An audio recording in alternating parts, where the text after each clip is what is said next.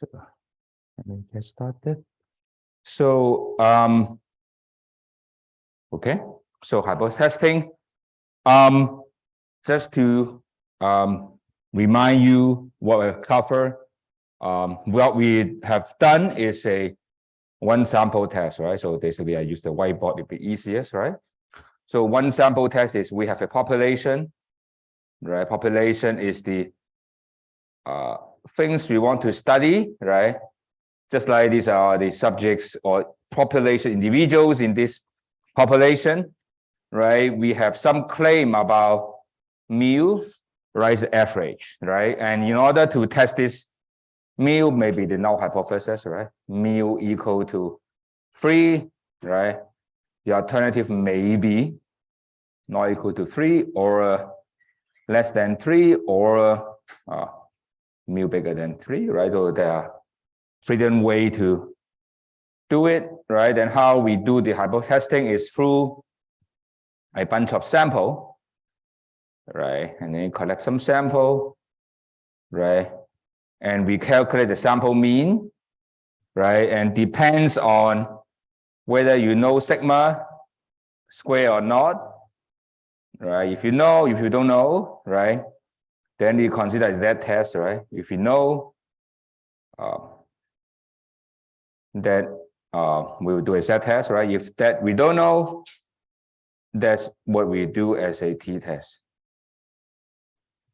right? So that would be this will be normal 0, 1, and this will be Tn minus 1, right? So this is how we do in a one sample test. Okay, so I hope you still recall that, right? And also if you care about the binary data, right? Binary data, this one will be the pi proportion, and this is p, right? So, but in that case, you only care about the things you construct will be very simple, right? The pi is square root of p. The pi 1 minus pi over n, right? So that would be what we have covered for the one sample one. Okay, this is a one sample case. Okay, this is one sample case. So what are we doing today is going to do a two sample one. Okay, so that was the goal. So what we want is was a two sample case. Okay, so let me talk about two sample case. Is that okay? This is what we cover for the one sample. Okay, so let's consider two sample. Okay, and for two sample, what we have is, instead of talking about one particular population, we talk about two populations. So we call population 1. We have some observation to make it easier to see. Maybe we use some figurative language. So we have guy number 1, okay, the guy number 2, okay, and we have guy number 3, okay, and similarly we have population 2, okay, and we also have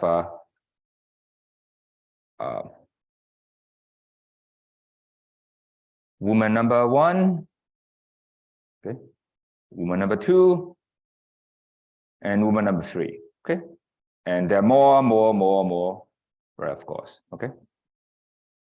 So what do we do with two population, right? Say if suppose we care about we are doing a marketing campaign, right? We want to sell the product to a new market, right? And then what you're going to sell probably depends on the gender, right? How many men and women are there, right? Because if the man, then you want to sell men's product, and the other woman, you want to sell woman's product, right? So what you probably care is maybe how much income do they have, right? Or right, you care about mu1, you also care about mu2, right? And also you have the variance of the income, right? Similarly, will be denoted as sigma 1 square, okay? The subscript, the number below represent the population group, right? So mu1 is the group 1, okay? So what do we have here today? What we cover, it will be covered actually several scenarios. Case 1, what we are going to cover is going to test the null hypothesis where mu1 is equal to mu2 or not, okay? So we're interested in knowing if, okay, one group have the same mean over the others, right? Probably you want to say, for example, what is the income difference between this population over the others, right? And or you want to see maybe population 1 is the consumer from online stores, 2 is for the offline physical stores. You want to see whether their spending over the 2 is the same or different, right? And maybe the profit, or even look at the profit, right? If your profit is more on one channel over the other, probably you want to focus attention on one, right? Actually, that would determine also what is the alternative hypothesis, right? If online channel is more than offline channel, then it means you would tell the marketing head to emphasize your promotion budget on online rather than offline, right? So these are important implications, okay? So you look at whether the difference between the two, okay? And case 1 and case 2 actually asking the same problem, okay? And you probably would wonder why we call it 2 cases. The difference lies on here is whether sigma 1 is equal to sigma 2, okay? The same, or in general, they're different, okay? So whether you impose equality or not will make some difference, okay? And this is the first 2 cases we cover today, okay? So this is the case where man number 1 and woman number 1 are unrelated, okay? So we talk about these cases, talk about independent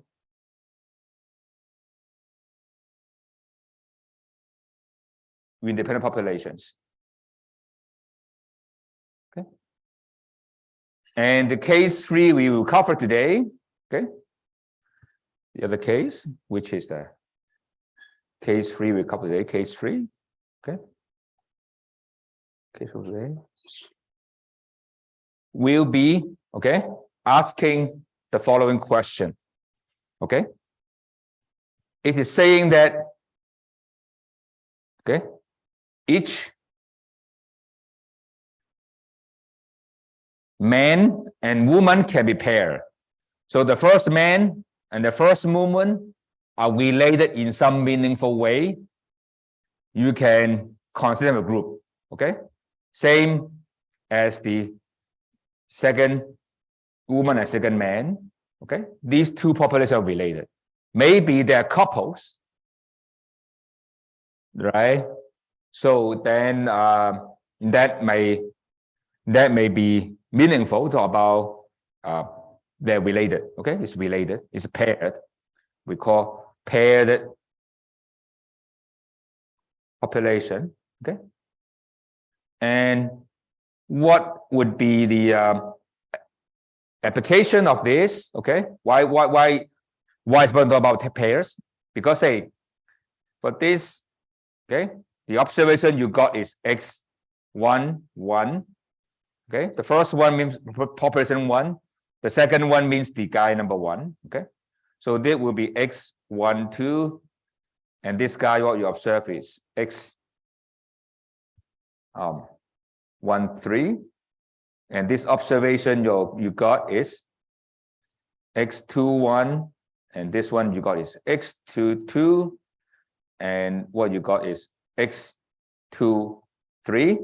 Okay. So what we care in this framework is we do not care about the difference between the mean, but directly difference between observation. So we call D1 is x11 minus x21. Okay, so look at the paired one, you take a difference, and x2 will be x12 minus x22. Okay, so the question is asking like whether average of this, okay,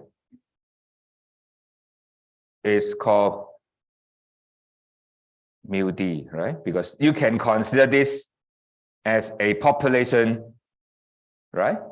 So then there will be mu d equal to 0.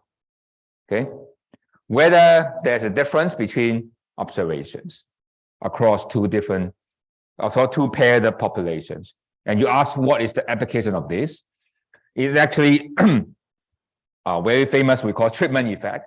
It's what you do experiment in your high school.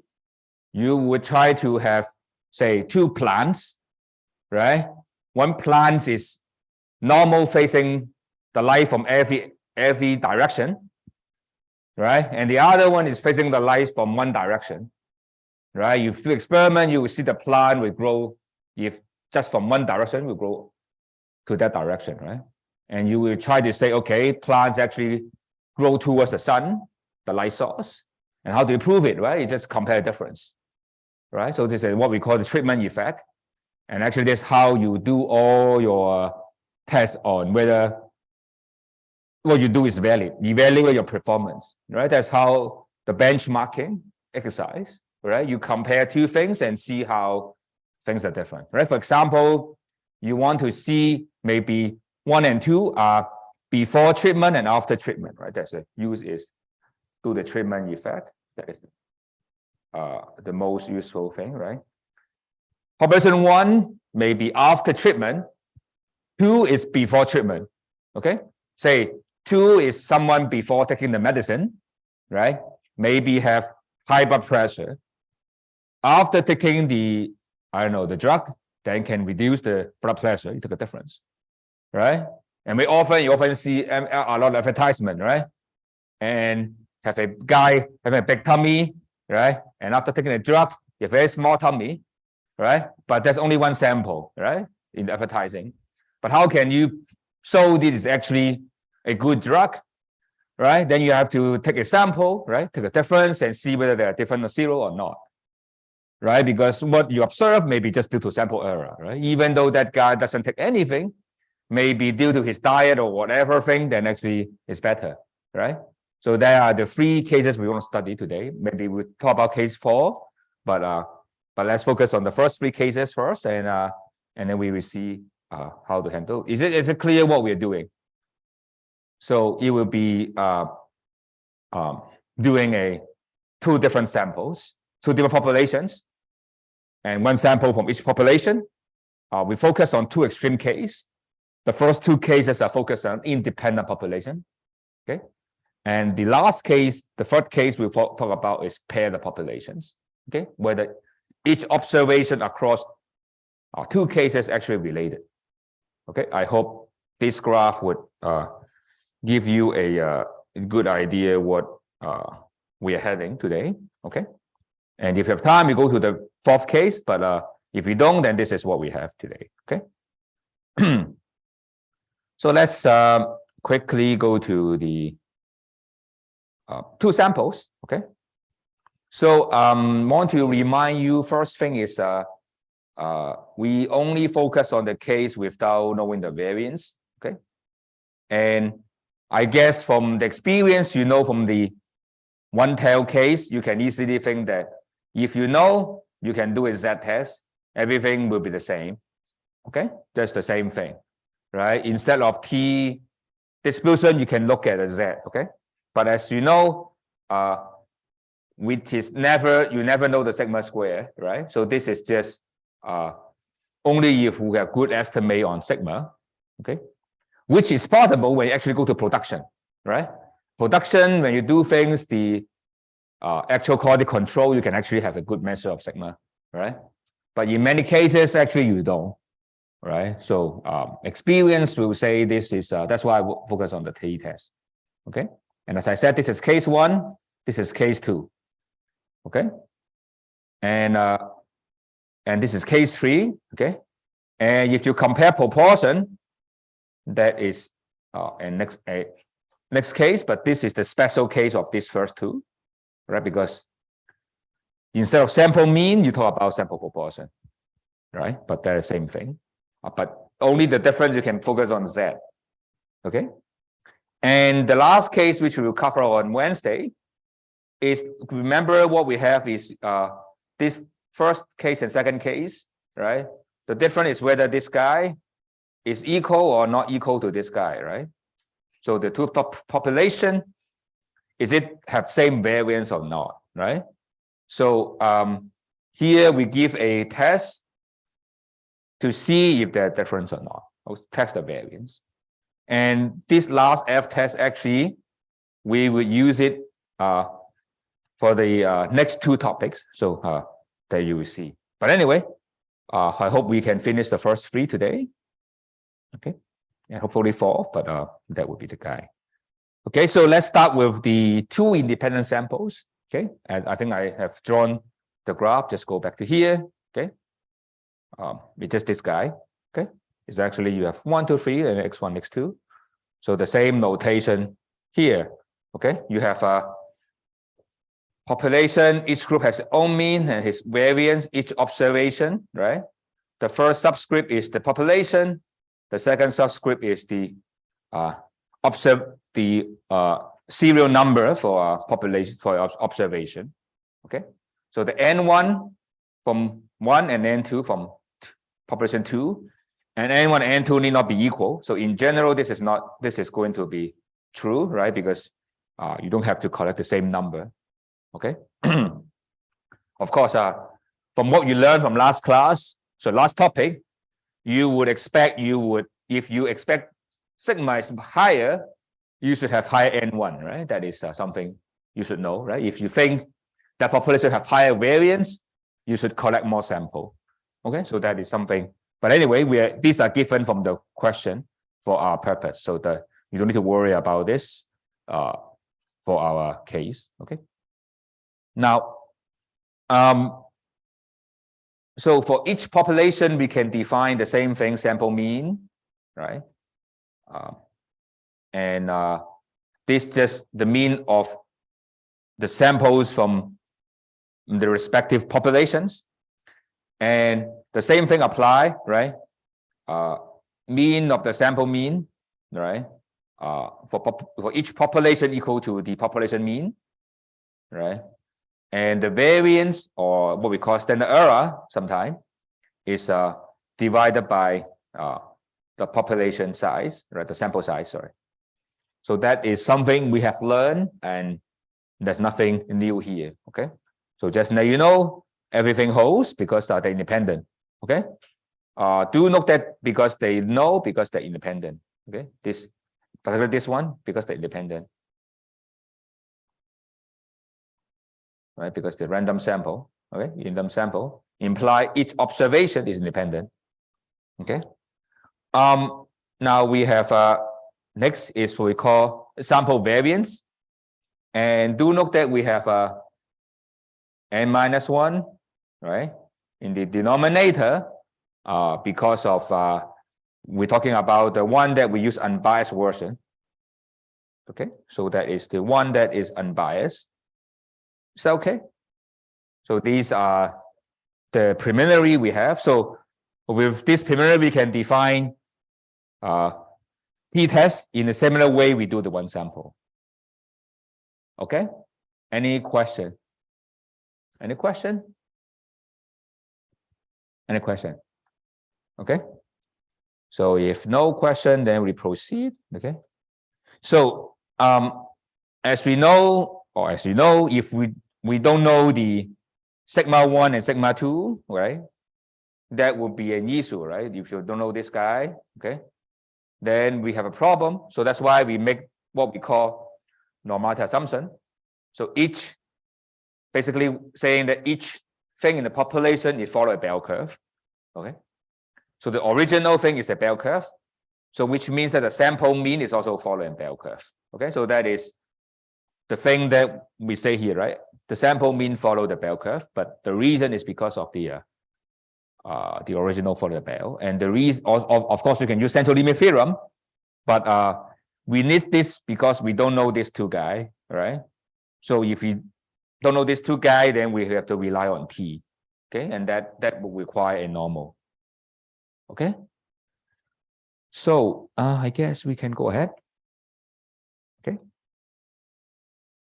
So here is to apply what you learned in topic 3, which said if you have two bell, okay, if you recall that, if you have two bell curve, the difference of two bell is still a bell.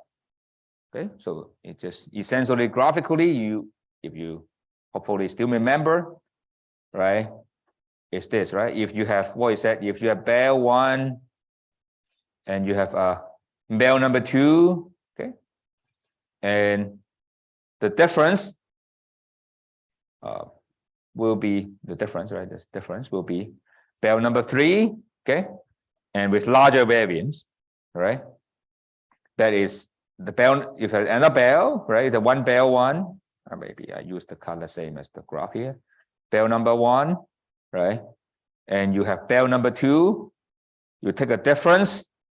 That will be bell number 3, and the bell number 3 will have the mean take a difference, but variance add together. Okay, so this is what we cover, but we said we stay with proof, right? In the topic 4, right? When we talk about normal distribution, we talk about this result, and this is something we use, right? Because we care about we want to test the mu1 is equal to mu2, right? Basically, what we say is mu1 minus mu2 is actually 0, right? So that means the hypothesis is testing this guy. Okay, so that is what we are trying to do. Okay, is that okay? So don't worry, we'll go to example, then you will see what we are heading. Okay. So as we had hint, that is why we're going to compare mean, because we want to see a performance, right? If you're a sales manager, you want to see whether A is better than B, the stores. And marketing manager want to see whether product A better than product B. And if scientists want to see vaccine A is better than vaccine B in terms of providing the number of antibodies. Okay. And now we are focusing on the idea that they have the same variance. Okay. Same variance. Okay. And if you do that, things become more easier. Okay. The reason is being that if they're the same variance, okay, you can easily see that the easiest case to work, because we don't know this guy, right? But we know S1 square and S2 square, right? The easiest thing is just to put it in, right, and do the T, right? This is what you expect to do, right? And this is we'll do in the general case we don't know, okay? If we don't have an extra assumption, this is the way we should do, okay? This is what you used to do in case 2. Case 2 will tell you that if you try to do a T, if you don't have the if you don't know if sigma 1 equals sigma 2, if you don't have this guy, in general you don't have this guy, okay, you don't have this guy, then this is what we want, okay? But the fact that if you don't know they're the same, so you can, if they're the same, it means the following, right? It means this is just sigma will be just sigma square over sigma square over n1 plus n2, right? If the same, this is this guy, right? And you just need to estimate this guy, okay? using S1 square and S2 square, right? And then how can you use these two? Not minus, but comma. Use these two to estimate this guy. Okay. You have two sample variance. If they're same, how can you use it? Right? And turn out, okay, we don't prove it, although the proof is in the the proof in the slide. It's kind of weighted average. Okay. It's an average between these two variants. Okay. The average is a weighted average. Okay. Look at denominator.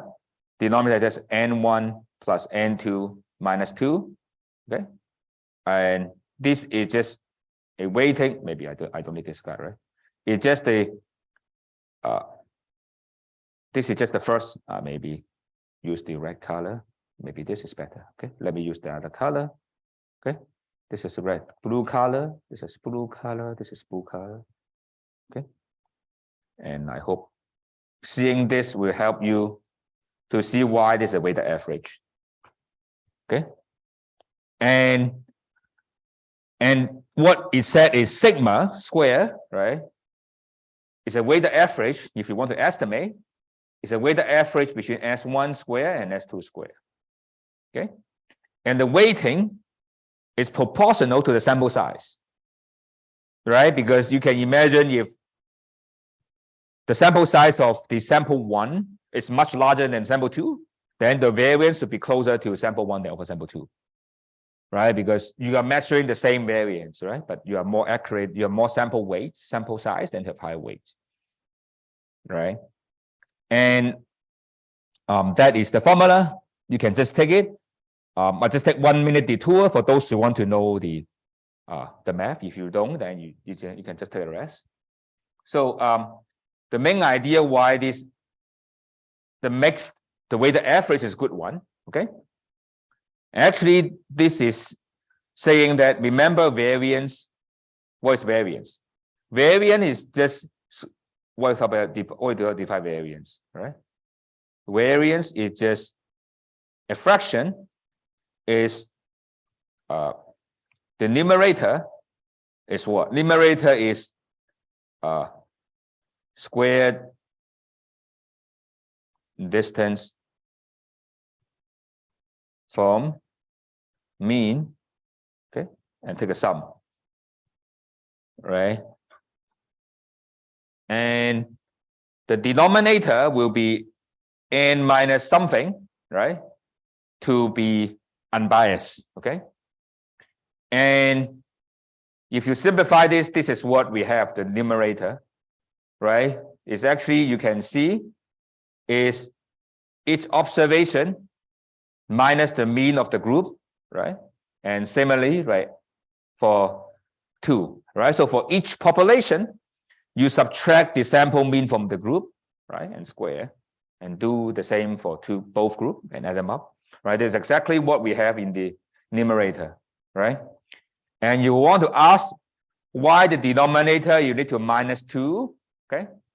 And the reason again is because you have to estimate 2 number. You need to estimate x bar 1, x bar 2, okay? And because 2 parameters, so that's why you minus 2, okay? Actually, you will see in the ANOVA the same idea. The number of parameter you try to estimate, in order to estimate the variance, you need to subtract how many of those. Okay. The idea is because they have to be estimated. So that's why when you calculate the unbiased estimator, you have to subtract from those there. The idea is actually similar to what you have in the single sample case. But as I said, this is not required. And if you want to know, this is the idea. Okay. It's just because you want to have an unbiased estimate. Okay. And you can just take it as what we give to you. Okay. So you don't have to worry why that's true, but you will know, you will see when you do ANOVA, you will increasingly comfortable with minus how many things you estimate. Okay. Because ANOVA later you will see we have estimate different means, then you have to subtract from how many groups. This will be covered in the next week. Okay, then you will know. Okay. Any question? as I said, this is a detour. Okay. So this is the formula you need to know. Okay. So that's what we have. Okay. And just to replace, if the null is 0, so the difference is 0, right? You assume the same variance, so this is a guy, right? So that's why this is just you can consider this a one variable, right? Just one variable case, right? So one variable, you don't know the sigma, just apply t-test directly, right? Just subtract from 0 and take this guy, right? And the degree of freedom is just -2. The reason is same as what we have said, because to estimate two things, so that's why -2. Okay, so that would be the idea. Okay, so this is the formula. We will do an example. Okay, then you will see. Okay, it's not something complicated. All the procedure would be very similar. Okay, so don't worry about that. And the next slide basically just repeat here, but here we just focus on two-tailed test or two-sided one, and you can easily imagine the one side the same as what we learned, right? So just to remind you once more, is the p-value for the two-tail is multiplied by 2. Okay, the area multiplied by 2 because of the way we define a p-value, right? As a lower significance level, that would reject your null. So that would be that's the case. So let's go to the example. Okay. Before we do the last example, so this is what it said is, suppose once you do that the different, right? You establish that different, right? And probably you want to estimate what's the difference among them, right? Suppose you want to see taking the medicine will actually reduce your tummy, then you want to see how much is the reduction, right? And how to estimate. Of course, this will be already the good point estimator, right? And then this, if you add this will be the interval estimator. Okay, this will probably make sense, only make sense if you reject the null, right? You reject the null, they're the same, then you will want to estimate, right? So actually this mainly actually telling you what you also would do is how you combine hypothesis testing and interval estimate, right? Because you probably sometimes you have some prior knowledge of those, right? And you really want to estimate things if your hypothesis tells you to do otherwise, right? Usually you would do a small sample thing and see if your case is actually the data doesn't support what is happening, right? You do a small sample to do hypothesis testing, right? And then if you want to estimate again, then probably you do a much larger sample, right? So that is usually the procedure. But anyway, so let's go to the example, then we'll have a break. Okay, so let's have example. Okay, so let's see this example. Okay, and hopefully you can follow this as I said, and you also check the past paper as well. And then this kind of green box is the most crucial. Okay, for you to understand how you should go about it. Okay, so now we have two populations. We have a normal, and normal is essential for our purpose. But anyway, in our class or the test always have normal. So you don't need to worry about this. And I just want to remind you, you can never prove it, you can just assume it. So the only thing that is you can see is look at data, where the data looks like bell curve. Then a partial support of what you're doing. Okay? There's nothing you can prove. You can just based on belief this is true or not. And if your data doesn't look like bell curve, then you worry, but otherwise you can't say too much. And same variance, again, it's hard to tell, but you can later use the F test we learned on Wednesday, then you will know whether this is a reasonable assumption or not, right? But at least you can look at the data, whether the sample variance are similar, right? If that's the case, then it's a good one, right? Look at, in this case, we have two samples. One is 4, one is 3. So I guess it's reasonably close. So this might be a reasonable one. Okay. But if they're too much different, then you probably would not want to take this one, but rather in the case 2, the one we want to use, more general one. But if they're very similar or you have no reason why they're different, then use this one. Okay. First thing is sample size is N1 is 50, right? X bar is 40, right? So, and we have another guy with, this is N2 is 40, right? And what we want is we want to have a C mu1 is not equal to mu2, okay? So let's see, let me make a diagram to see what we are doing here, okay? So what we have is, let me use the blue color first, okay? What we have is, we have two population, okay?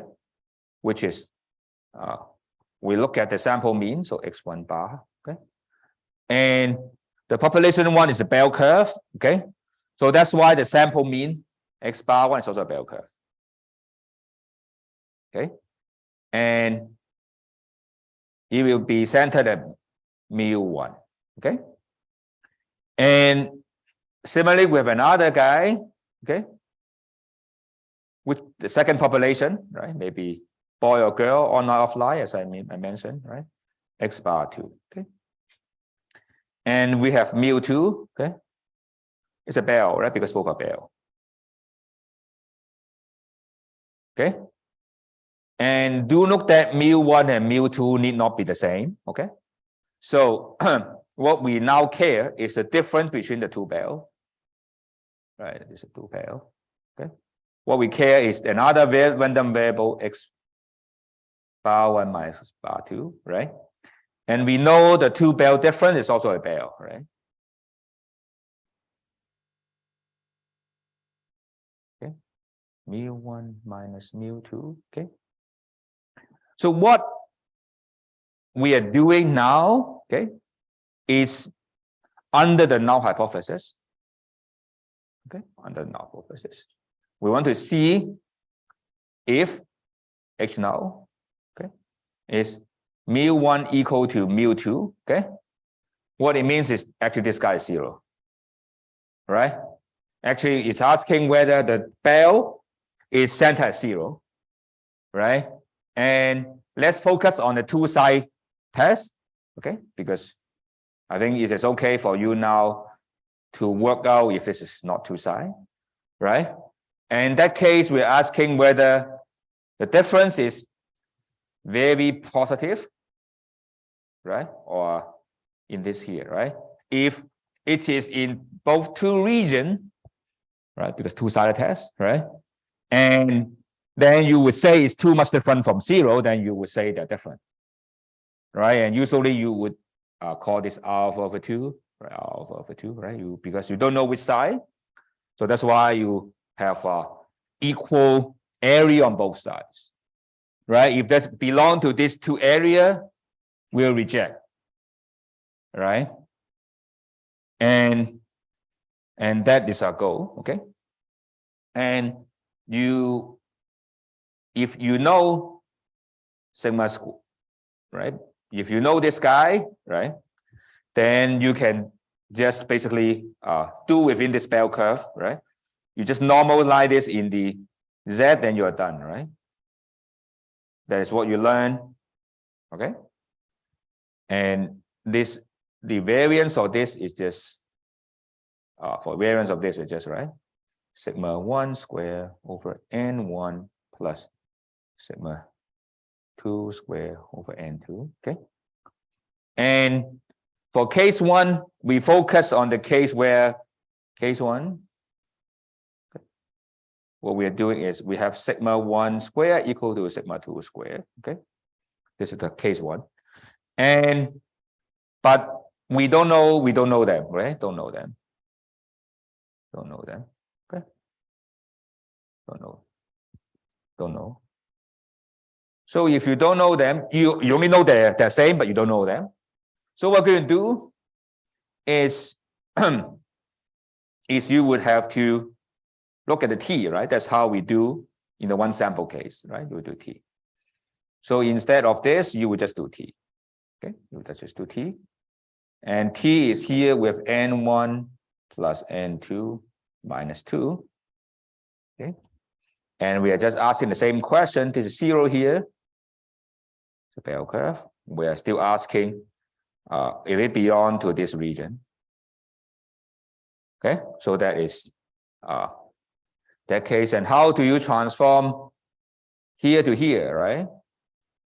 Use other color.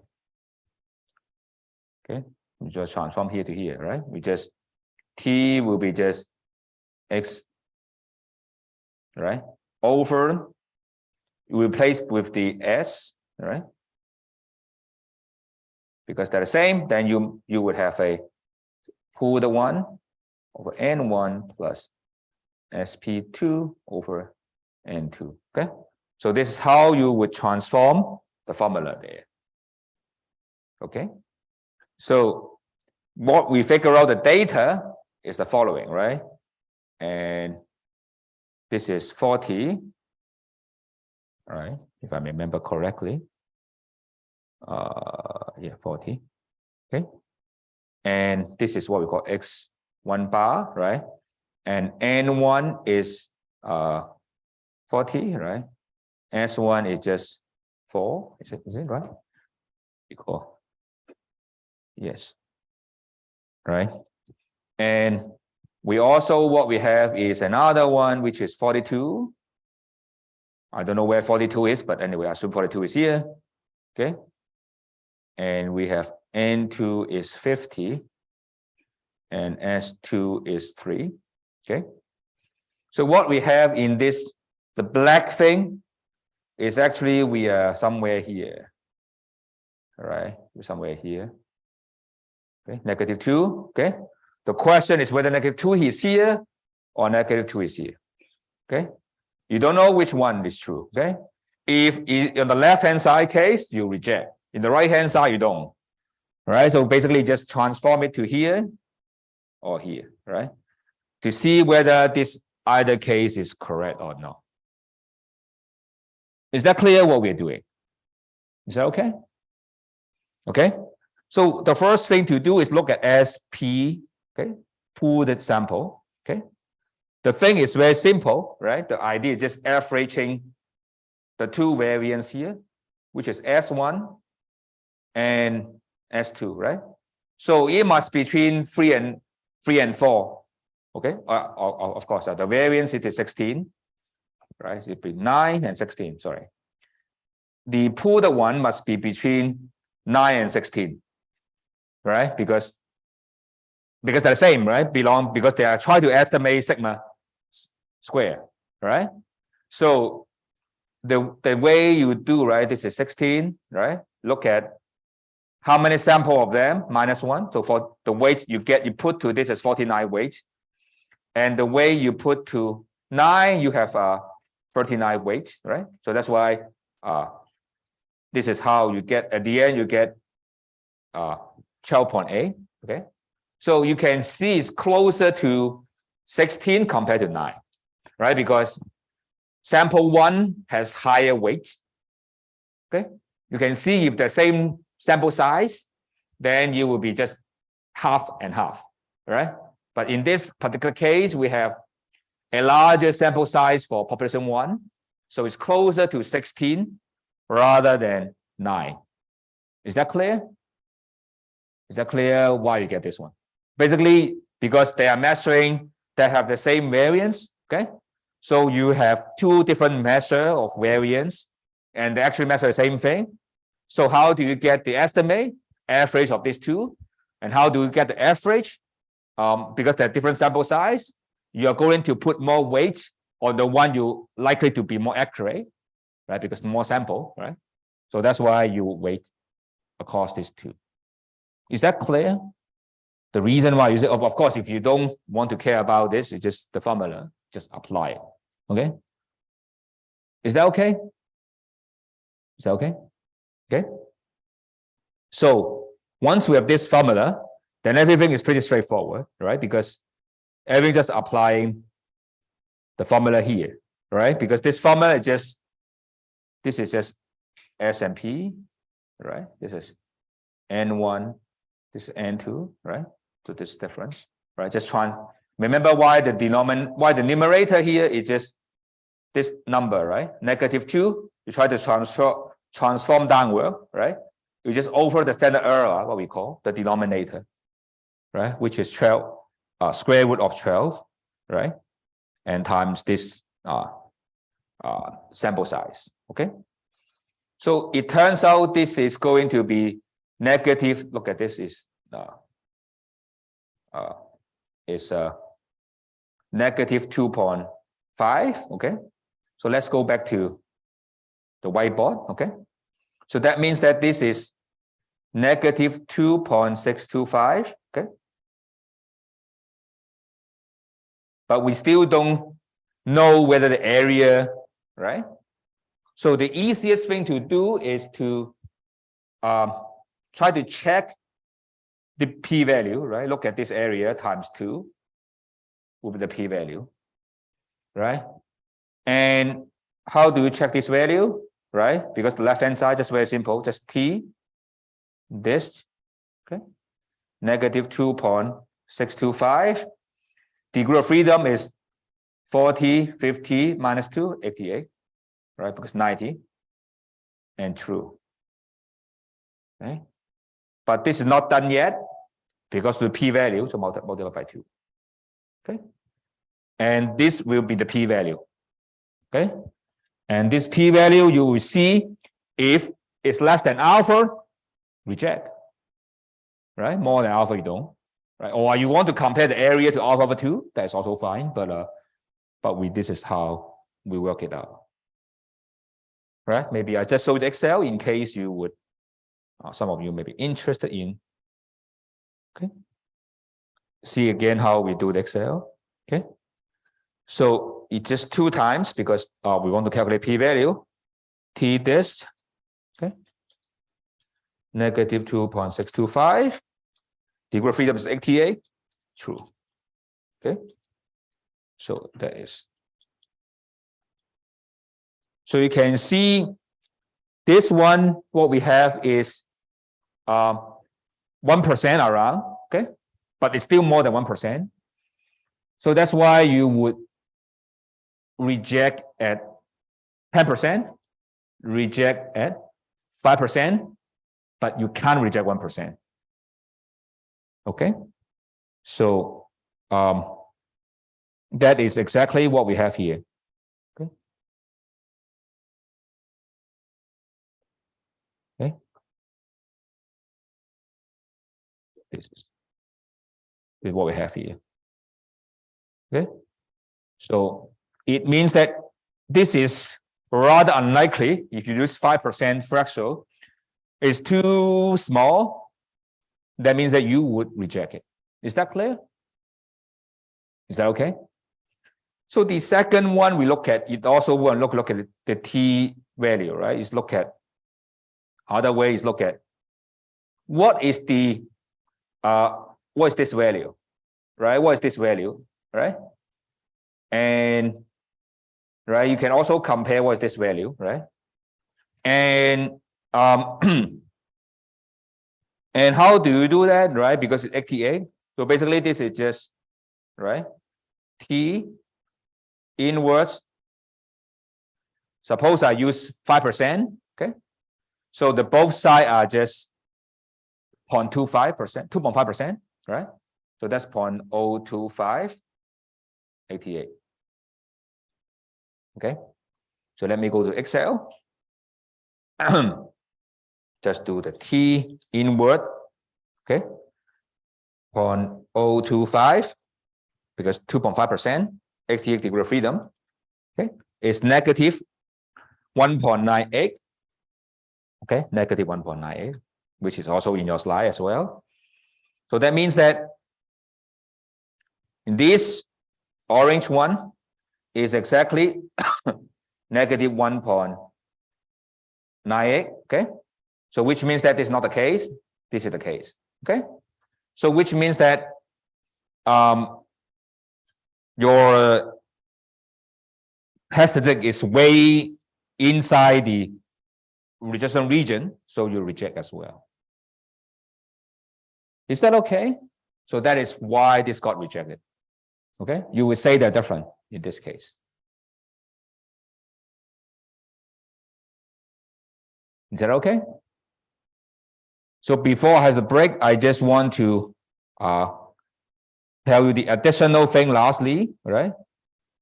The last one is, since they are different, so you might be tempted to say, okay, the difference, so what is the difference, right?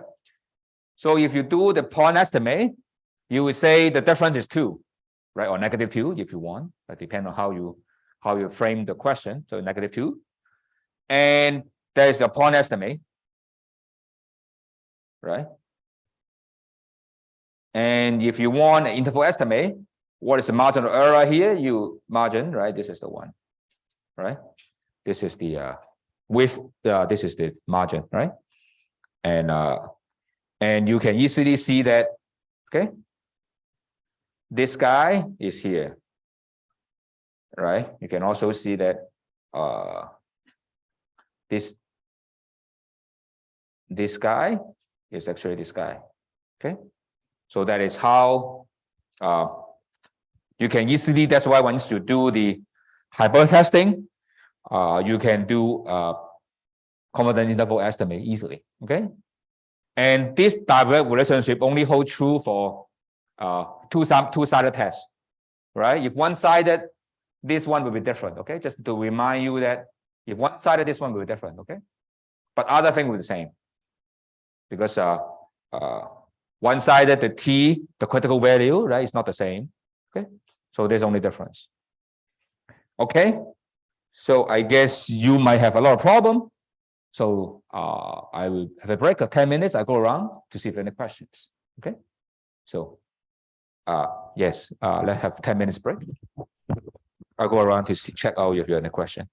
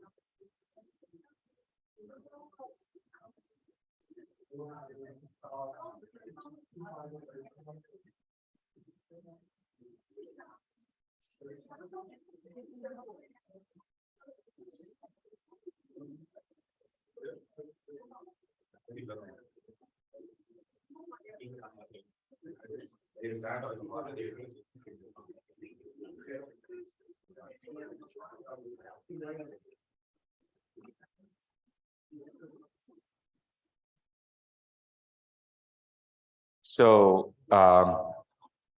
any question before we continue? This is version 1 is the special case where we have the variance of two populations same. So we can estimate this guy, okay? So we can simplify the formula, okay? In the next case, we cannot make the assumption. So we just use a rather simple one, okay? So let me go to the next slide, okay?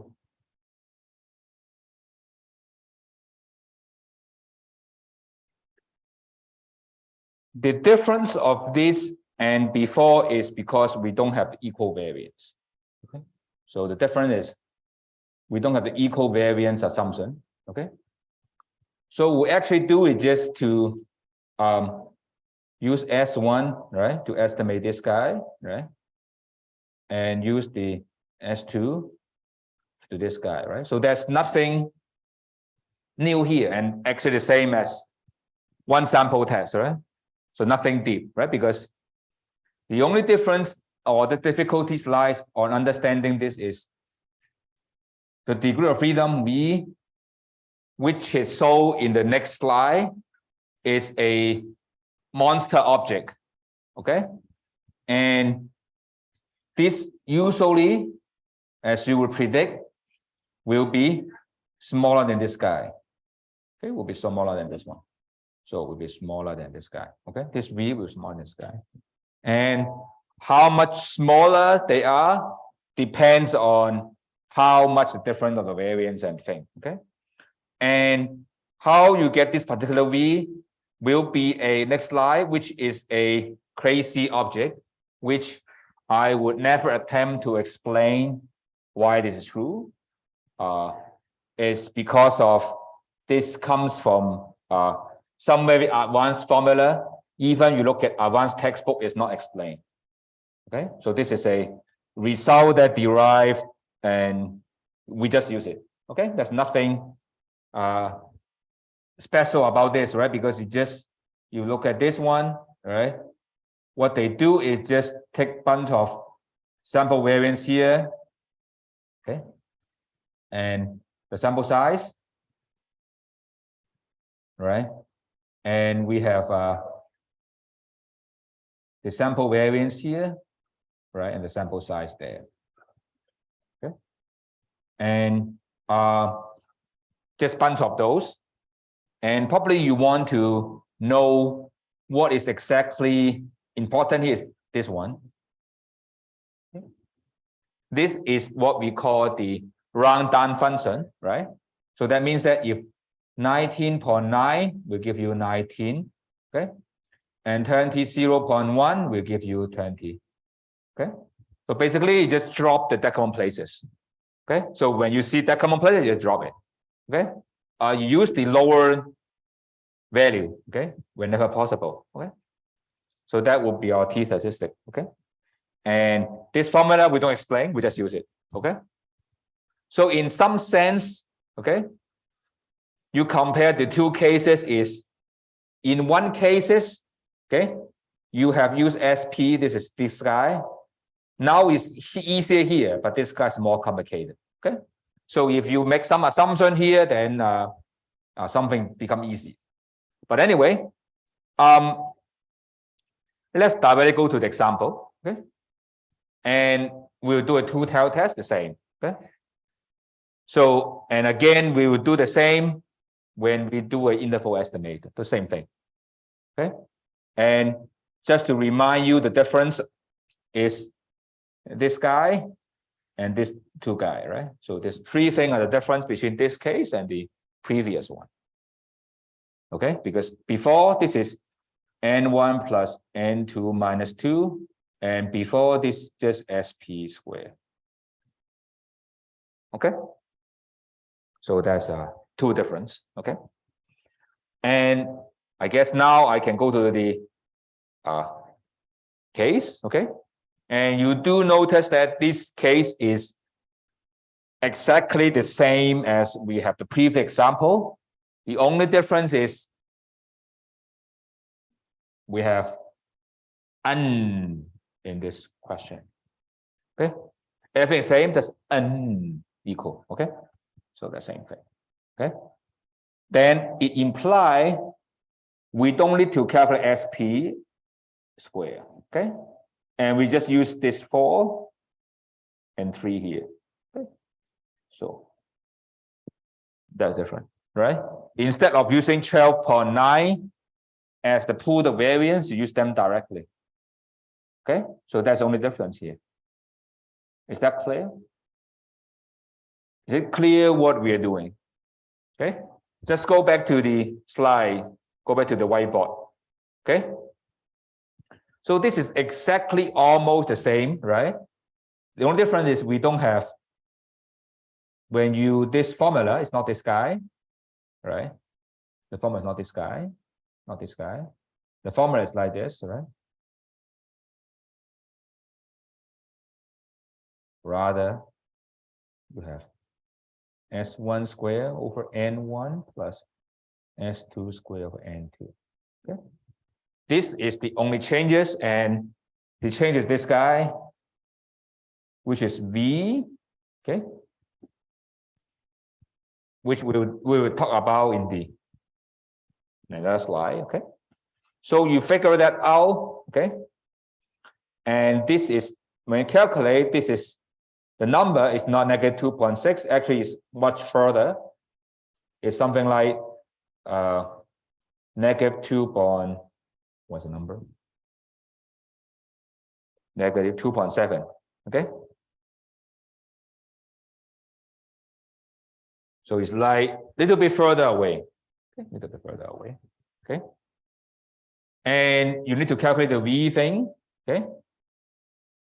And the V thing is, very complicated, unfortunately, okay? It just plug in, but, okay, nothing new. Okay, calculate this guy. This guy is 87, and take the integer 87, right? You forget about decimal. Remember, n1 plus n2 minus 2 is what? 88, okay? And you can see these two are not too much different. This is not coincident. The reason is because S1 and S2 are very close to each other, okay? So that's why you don't observe the difference, right? If S1 and S2 is very different, then this number can differ a lot, okay? But it actually shows you why N1 and N2 is minus 2 is bigger than what you observe, okay? So what you want to do now is not 87, 88 is 87, okay? And you want to do the same procedure here, right? Checking instead of 88, you go to 87, right? You want to see the area, right? So that means you go to the Excel, right? What you have is got the p-value, right? 2 times t this, okay? And it's 2.7, I forgot, 2.709, okay? And 87, true, okay? And this will be the p-value. Oh, I have to change that, right? So this is 2.709, so there are 2 changes here, okay? So, and this area turned out to be right, this is the p-value. And before we can't reject at 1%, now we actually can reject 1%, right? Because it's 0.8%, right? So now we can reject at 5%, right? Because the p-value is lower than sorry, before we can't reject 1%, so we can reject 1% because it's 0.8%. Okay, we reject 10%, 5%, and 1%. Okay, and we can also calculate critical value, right? T dot inverse 57. Okay. And actually, as you expect, it's very similar, right? So that means what we have, the conclusion also apply, right? Because this is just also the same thing. So the green thing is way deep inside the rejection region, so you also reject. Is that clear? You can see the same thing goes on, right? You see whether the difference actually is too big or too small to reject the null, right? The only difference between here and then is how you apply the test statistics, right? Because different cases have different test statistics, right? So actually you can see the procedure repeat itself. And as I always said, you would be using the p-value in most of the applications, but you will be using a critical value method when you do the test, right? Because you don't have computer with you. Okay, so bring your own t table and bring your own z table to the exam. Okay, and you can print whatever you like, or you can just create your own table using Excel, right? So you know how to create that. If you can't find anyone that you like on the web, you can just create your own from scratch, right? Because it's not something difficult to do, given your technique now. Okay, is there any question? Now, before we go to the third method, I think we're good to finally talk about the interval, right? The same idea goes on, right? So just to highlight again what's happening here, right? So this will be a point estimate, right? And this is coming from the critical value, right? And this coming from the denominator from the previous page. You can go back to the previous page. The denominator in the t statistics, right, is a standard error, right? So that will give you, if you ask what are difference between them, right, you will say difference -2 and plus minus the margin, right? If this is the estimate that you want to give people how they're different. Is that clear? Is that okay? Okay, is there any question? Okay, if no, then we go to the third one. Okay, the third one, as I said, is more fun because the population is related. Before, it's talking about two different populations, say maybe look at comparing Hong Kong and Shanghai, Hong Kong and Singapore, right? Or Hong Kong and Taiwan, or Hong Kong and Beijing, and Hong Kong and Japan. And clearly not everyone in Hong Kong is connected to some people in other economy, right? So you can't really do too much thing. But when the sample you can match, a lot of things can be done. Okay, and it's very useful. Actually, this is actually motivated from science experiment, right? So you can consider there's one is before treatment and the other is after treatment, right? And the difference between two observations will be the treatment effect, right? So the difference, right? So what you care is actually D, right? The D1, D2, right? And D1 comes from X11, maybe treatment effect will be 2 minus 1, right? And this is N, right? It will be X2N minus X1N, okay? Do note that here we don't have N1 and N2, okay? Because they're pair already, means N1 is equal to N2, okay? Just make sure that it is clear in our case here. Everything is pair. So you have equal number of observations in both samples, right? Because everyone can be pair, right? It's before and after. Is that clear? Maybe I just erase a little bit here, make sure that I write down carefully. Okay. Is there any question? Is there a question? Okay. So we will be doing this, and again, we will basically do a t-test on D, right? So what it means is originally we talked about two samples, right? And now actually we only care about the difference. And actually it's a one sample, right? So that's like one sample test,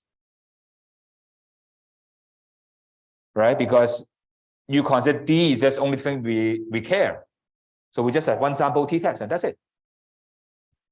Okay, so let's see the example. Is that okay? So basically just do one sample test. Nothing new there, right? Because you only care about the D, right? The difference.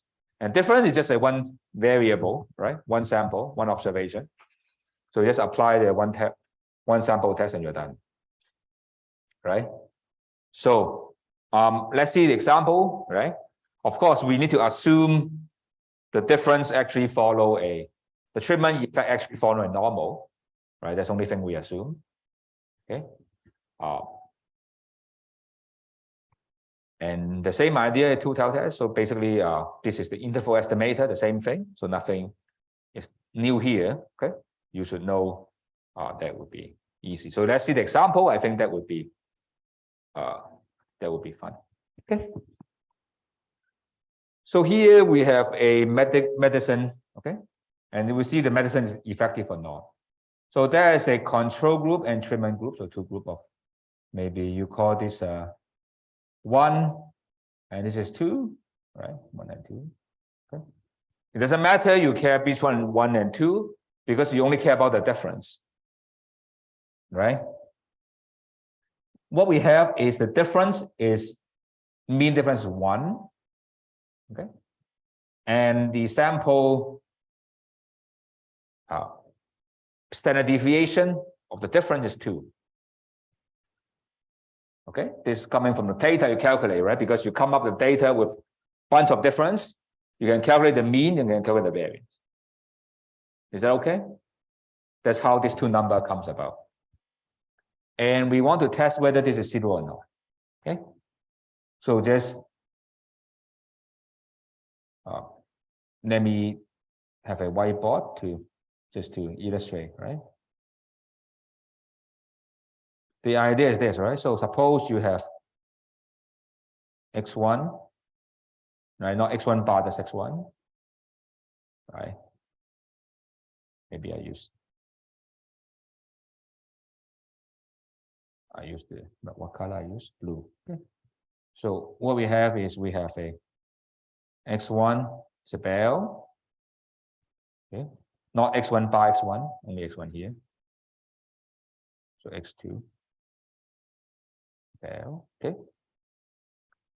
And I don't know what it follow, but just x1 square, right? x2 square. Okay. It's not bar, so that's why you don't divide by n. Okay. So there's two bell. Again, same is x1 minus x2 is not bar. It's not bar there. So the difference is again, okay. This will be mu1, right? And this is mu2, right? The difference will be mu1 minus mu2, okay? And we define it as the mu d, right? Because that's just number, okay? And the variance will be just sigma 1 square plus sigma 2 square, and we just call it mu d square because the two bell, right, the difference just add up, right? This is what we know. And this is one variable, right? In one variable, one sample case, right? Just the bell, right? And say suppose on the two-tailed test, right? You're just asking, is this area? You reject if what you get is this area, right? You get the data, you calculate the sample mean, it's actually where, right? And you cannot work in this one, right? Because you don't know what sigma d is. So what you will be working is actually this guy, right? And this guy, the mu d again, but under the null this is 0 anyway. And you would focus on not this one, right? But rather you focus on the t because that would be the thing you can do. Because if you want to know d, you can calculate the s, right, over root n, and the d is just put d here, right? Because estimate this guy, right, the variance, just the same thing. Okay, you want to see if it is belong to this area or you belong to this area.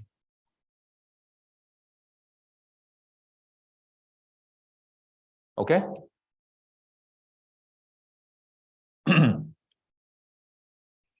And this is just a simple case of t-test, right?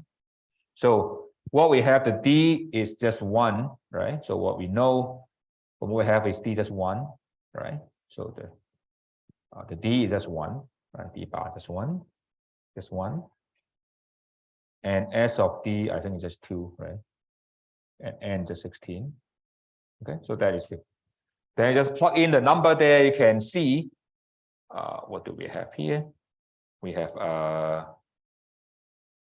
2. Okay, so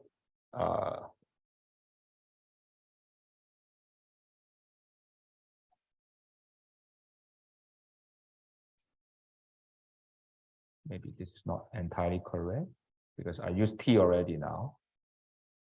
So d is 2, d is 1. Okay, you put it here as 2.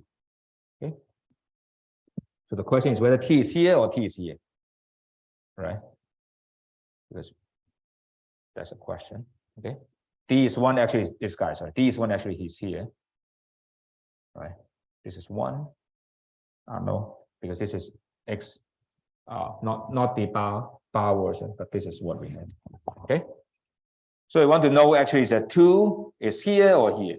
Okay, and yeah, we have to see the area, right? Easiest thing is look at is this area. If this area more than 5% or less than 5%, right? It's M-1 here. Okay, so n is 16 is 15. So how can you calculate this area?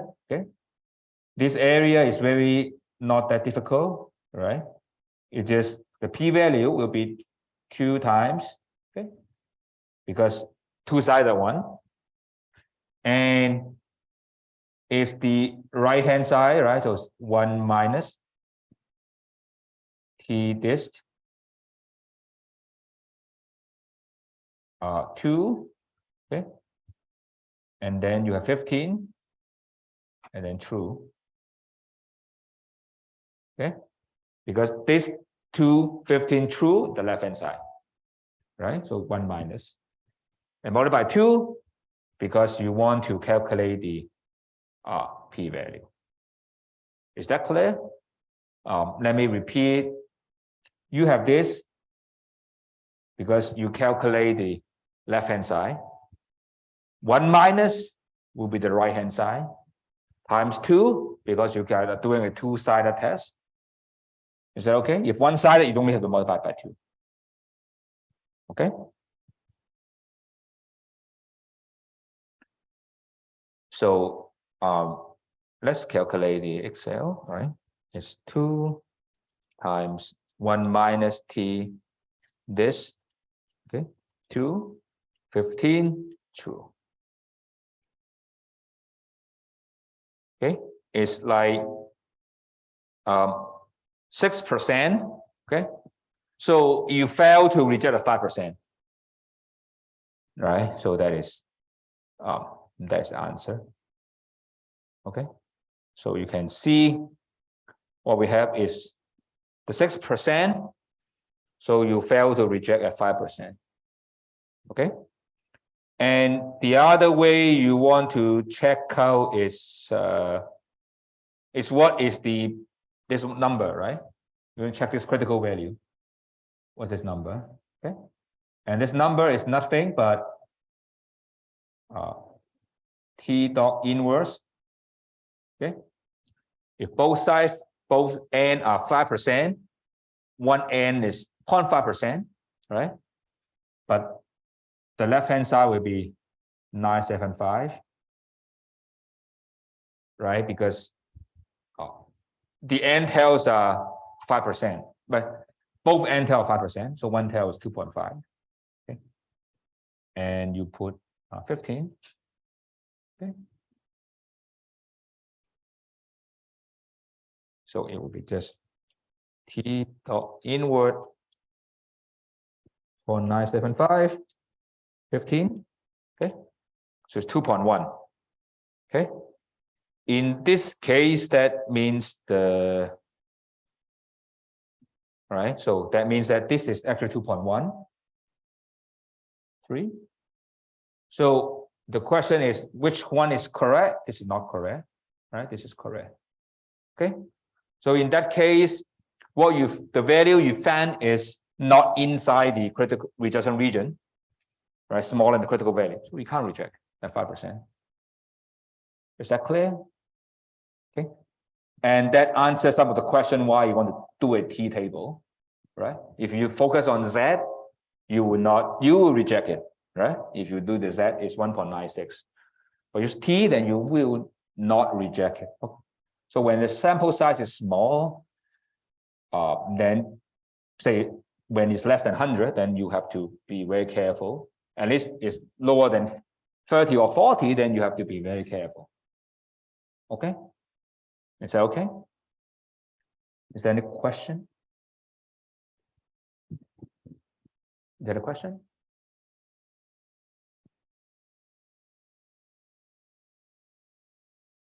Just stop a little bit and see if there's any question, because I see some of you still writing. Okay. For the last 10 minutes, I'm not going to start a new test, but rather just to preview what we are doing, because of I think your mind is overwhelmed already. Okay. But just to let you know, there's nothing new there. Okay. Why?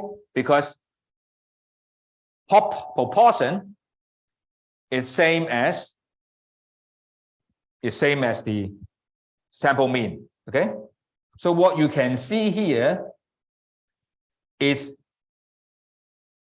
exactly if they follow normal, the two bell difference is still the difference between two bell, right? The variance add up, right? To add together. Okay, there's nothing new in this one, right? The difference of two barrels, just the same thing. Okay, so what is new here? Of course, we will talk about this next class more, but just try to see is the difference, the main difference is same as what we learned is if you assume the same under the null, right? Pi 1 equal to pi 2, which is 0.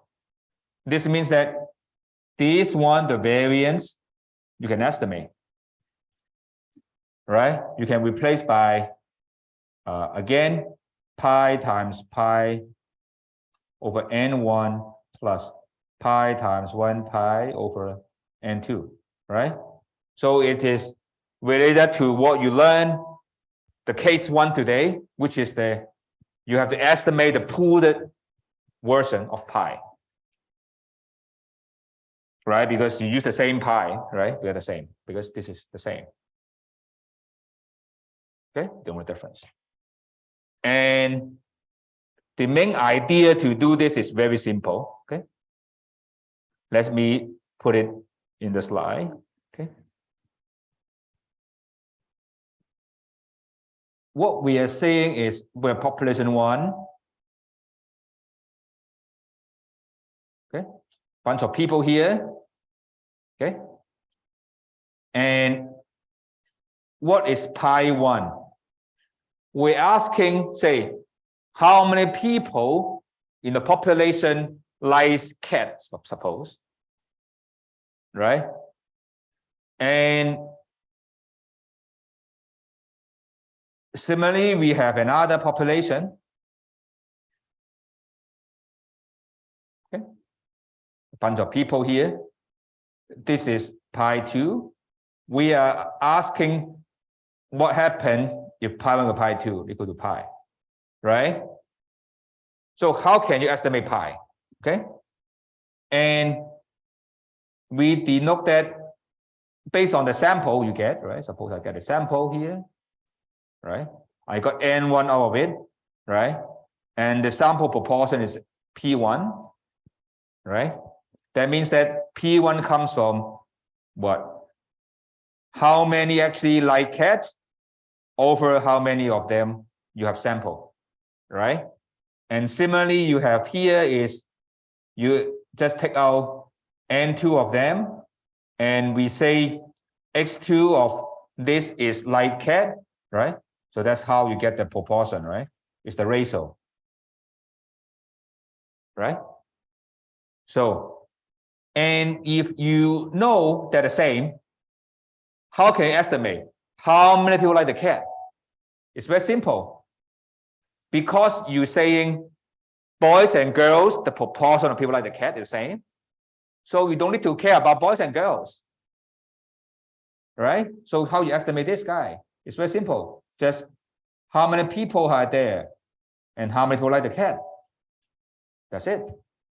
So total number of people and how many people like cats. That's it. So means that if they have the same proportion, it means that you don't need to distinguish the two, right? So that is how you estimate pi. Okay, and that's how I have this line here.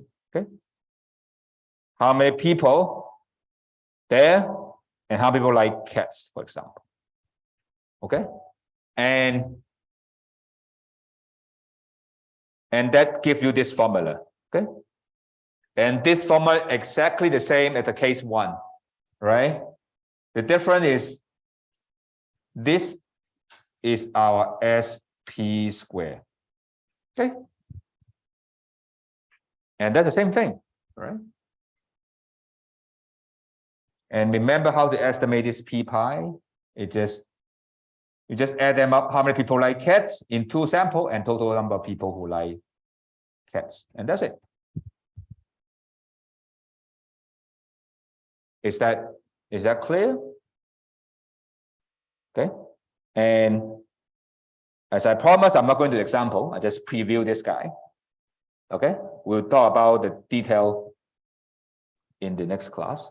Okay, and I also want to preview the other case. Okay, this is the preview. Let me preview the other case as well. Okay. The very last thing we cover in this topic, which we cover on Wednesday, is to test the equal variance. Okay. And turn out that if you compare two variants, okay, the test is super simple. Turn out to be, you just take a ratio of two variants. Right? So let me look at what you're doing, and then I'll talk about this next time more.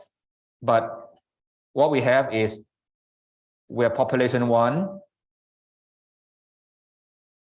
okay, which have mu1 and sigma 1 square. We also have population 2. Okay, we have mu2 sigma 2 square, and we have a bunch of observation here. Okay. Okay. So what we have done is I take a sample here. I have x bar and s1 square, and I also take a sample here, right, which I have x2 bar and sigma 2 square, right? How many I get n2 of that, right? So the thing what we're doing is whether sigma 1 square is equal to sigma 2 square. And the alternative is that different. Okay. And turn out, as we talk about in Wednesday, it's very simple. How can we do the test? It just, we call F test. You just take the difference. You take a ratio. Okay. And the ratio, and this will look at F, and you may recall F was F is just like look like something like this. Something like this. Okay. And the difference that you try to look at, it should be, if they're the same, then it should be close to 1, right? Depends, very close to 1 somewhat. Okay. And you want to look at if this is too extreme and that's so extreme. Okay. And the only complication, then the only complication is the left and the right are not symmetric. Okay. So you have to do critical value, then 2p value will be a little bit more clumsier. Okay. But nevertheless the same. Okay. And we'll talk about this next class. Okay. And although I think 2 minutes earlier today, but I guess it's okay to leave you. I'll stay here until 2:15. So I see you on Wednesday.